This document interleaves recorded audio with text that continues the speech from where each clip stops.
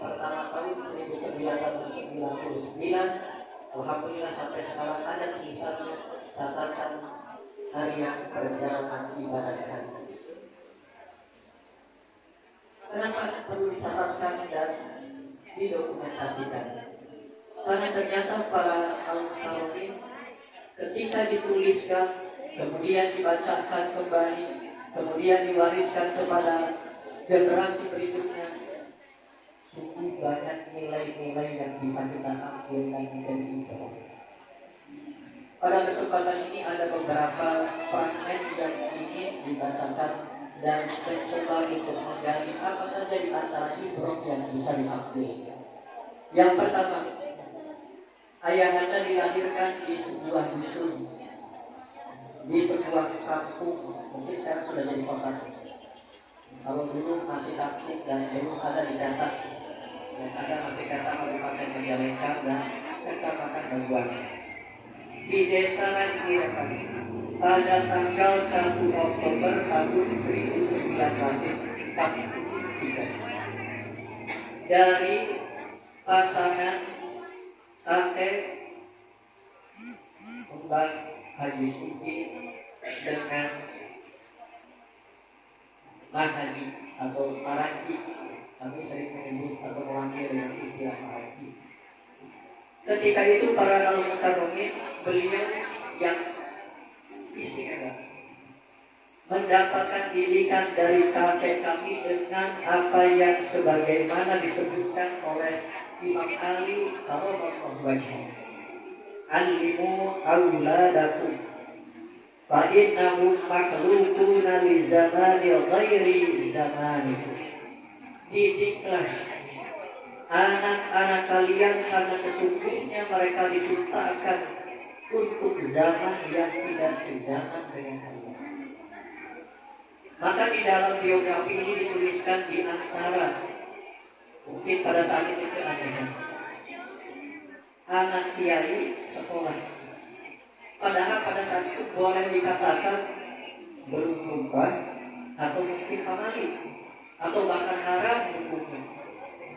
Tapi ketika itu kakek menyekolahkan ayahnya, yang kemudian itu mewarnai cara beliau mendidik anak-anaknya termasuk al-fakir. Yang kadang-kadang para al-karomin al-fakir ketika itu dipikirkan tidak mengerti apa maksudnya.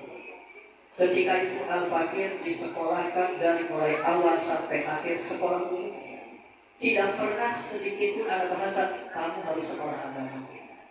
Sekolah umum, SD umum, SMP umum, SD negeri Bener Ilu, SMP negeri 1 Kalipaten, SMA negeri 1 Majalengka, Institut Pertanian Bogor, Universitas Widaya Mukti Bandung, SD, SMP, SMA, S1, S2, semua umum. Dan ketika pada saat itu al-fakir ini ngaji, kelihatan rajin, padahal sebetulnya bukan rajin, kelihatan rajin ngaji, dilarang. Kamu jangan terlalu rajin ngaji, sekarang sedang sekolah, rajin belajar sekolah. Kadang-kadang para al-karomin kalau dipikirkan aneh, beliau mendirikan pesantren, beliau mengajari santri untuk rajin ngaji, tapi justru memperlakukan salah satunya al-fakir berbeda. Baru kemudian para al-karomin al-fakir sadari setelah di kemudian hari, yang kemudian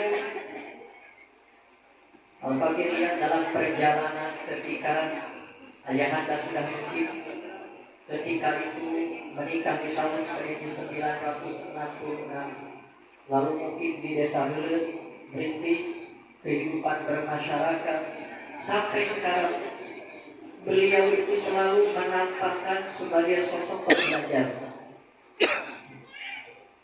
Ketika awal-awal mungkin beliau khusus bahasa Inggris, beliau belajar mengetik 10 jari sampai apa itu ikut-ikutan belajar jarak jauh ketika itu.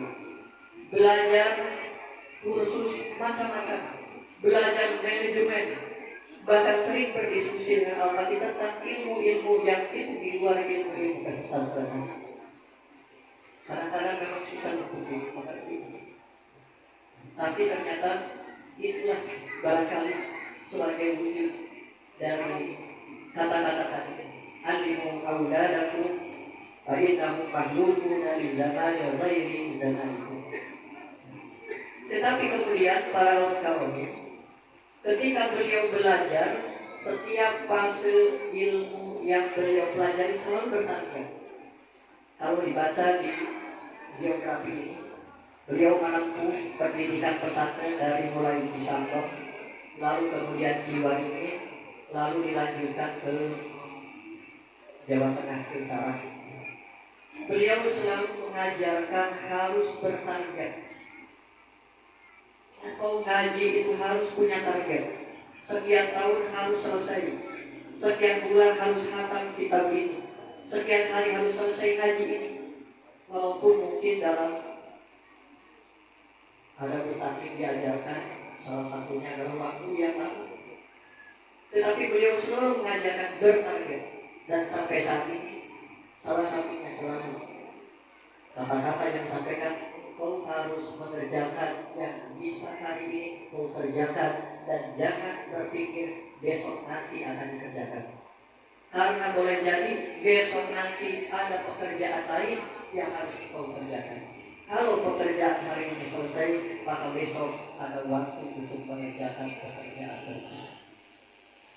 Jadi kan para al-mukarramin dalam waktu yang tidak lama beliau selesai menempuh pendidikan pesantren, lalu kemudian terjun berkiprah di tengah-tengah masyarakat. Kemudian di tahun 66 sampai saat ini beliau berkiprah. Dari perjalanan yang cukup panjang tadi ada banyak hikmah, terutama bagi al-fakir yang sering dalam waktu-waktu sedang ngobrol, mungkin ngobrolnya bukan ngobrol apa dirasakan bukan sebagai orang tua dan anak, tapi sebagai teman diskusi. Kenapa demikian? Karena tidak selalu nasihat yang didapatkan, tapi beliau pun selalu juga misalkan menanyakan tentang perkembangan situasi dan kondisi, bagaimana tentang berita, bagaimana fakta. Beliau orang yang sangat bijak, yang mendengar dari sana sini sehingga nanti akan nampak dari sikap. Karena kata-kata hikmah mengajarkan seorang ulama itu dinilai dari dua hal. Satu dari ilmu, kedua dari sikap. Satu dari ilmu, kedua dari bagaimana mensikapi situasi dan kondisi. Ketika dalam proses perjalanan dan diskusi, ngobrol, kadang-kadang dengan main, kadang dengan bersantai, sengaja makan di rumah makan. Karena kebetulan sekarang salah satu hobinya itu ngajak jalan-jalan. Dan ketika jalan-jalan itu ngobrol, bercerita, dan banyak itu yang barangkali orang lain tidak tahu tentangnya dan memiliki pandangan yang berbeda. Tapi al-fakir akhirnya memahami, oh ternyata pada intinya tidak begitu sebagaimana pandangan orang lain atau yang beliau perlihatkan di tengah-tengah orang. Apa diantaranya? Yang pertama, beliau menekankan kepada proses. Ketika beliau terjun ke masyarakat, beliau konsisten di aktivitas mengajar.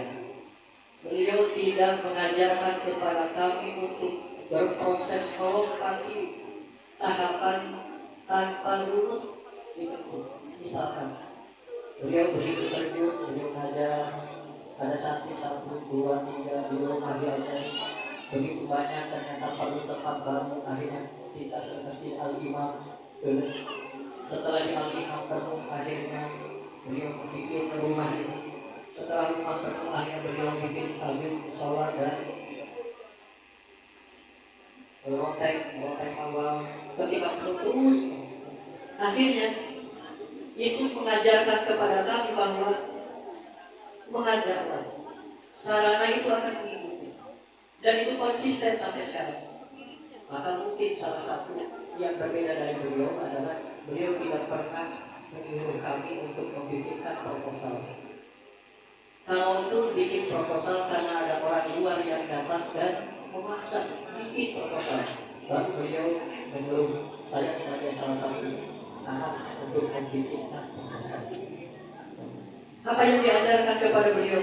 oleh beliau. Proses saja engkau lewati, nanti berikutnya akan menunggu. Ada satu pengalaman para almarhum ketika di suatu malam ibadah sholat maghrib sampai bisa. Kami ngobrol santai di depan. Kemudian ada kata-kata yang keluar. Kalau Bapak pintar, maka Bapaklah yang pintar. Kalau engkau ingin pintar, berusaha. Kalau kata orang Bapak itu kaya, yang kaya itu Bapak. Kalau engkau ingin kaya, maka berusaha. Kalau kata orang Bapak itu terkenal, maka yang terkenal itu Bapak. Kalau engkau ingin terkenal juga, maka berusaha. Jangan engkau kemana-mana membawa saya anaknya siapa. Saya di belakangnya ada. Kalau ini mungkin pada awalnya oleh Al-Fatih terasa menyakitkan. Ketika melihat banyak orang-orang atau anak-anak dari keluarga yang lain yang minta koneksi kepada Allah, koneksi kepada orang tua, apakah koneksi untuk bekerja, koneksi untuk lulus ujian dan lain sebagainya. Sementara kepada Al-Fatih, oh berusaha sendiri. Salah satunya ketika Al-Fatih mau menikah, maka orang tua mengatakan, yang Bapak punya uang sekian, sisanya kau tambah sendiri. Kira-kira para kamu sebagai anak dikatakan dari seperti itu. Mungkin pada saat Allah menjadikan sakit hati. Ketika suatu saat Al-Fakir meminjam mobil, padahal ketika itu ada 3 mobil, bahkan saking boleh dikatakan banyaknya mobil sampai orang tua itu sering marah. Ini repot, mobil ini dipakai, yang ini mogok, yang ini mogok, yang ini akhirnya soal. Dalam hati Al-Fakir kadang puas. Sebab apa? Sebab mobil itu harus dipakai. Ya, tapi ternyata para al-karumin Al-Fakir kemudian pikirkan, ada apa di balik itu?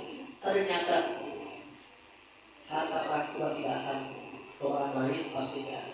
Tetapi ketika sebagai anak memiliki harta, hasil jerih payah sendiri tanpa bawa embel-embel sama orang tua, lebih merasa disenang.